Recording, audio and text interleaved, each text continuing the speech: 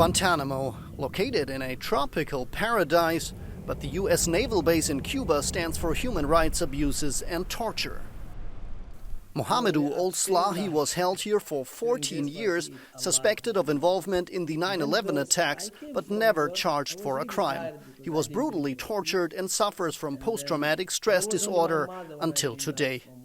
3-4 nights ago, I woke up and I was shaking, so scared, because I saw my jacket on the door, and I thought it was someone coming to get me. And it took me a very long time. Sometimes I wake up, I cannot breathe. Defense counsel Anthony Natale represents an alleged Al-Qaeda terrorist who arrived here in 2006 and since then has been waiting for his trial. Guantánamo has been seen internationally as a stain on American history. So where does that place here put the United States? We are ashamed that everything that made this country one that we could say was a free country, that had equal justice for all, has abandoned all of that. And that's sad. It's sad. And I don't know how we're going to be able to recover.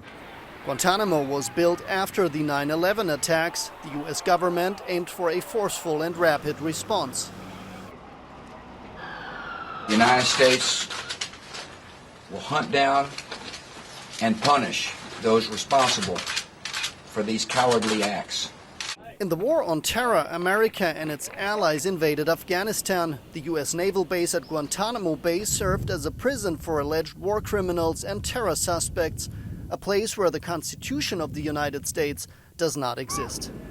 Ever since it was opened, human rights activists argue Guantánamo is where the US lost its moral authority, a place of torture and double standards that is mostly off limits for our camera. But there's also another side of Guantánamo, a place where 6,000 inhabitants try to go about their everyday lives in a bizarre contrast to the infamous prison. Residential areas resemble small-town America, some normalcy in a place full of contradictions. Radio Gitmo delivers the soundtrack for Guantánamo, and she is Gitmo's voice.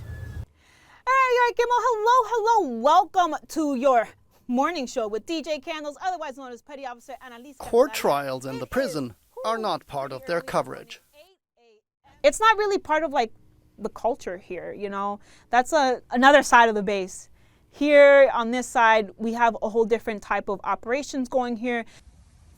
The new school allows its students somewhat of a normal childhood, 5 kilometers from the notorious torture prison. Okay, what are some other things that you know about Native Americans? That's actually the message that Guantánamo Bay sent to the whole world. They said there are two kinds of people in this world: people who don't deserve the rule of law, like Muslim young people, and people who deserve the rule of law. Out of almost 800 former detainees, 39 are still incarcerated in Guantánamo. Only 2 have been convicted of a crime.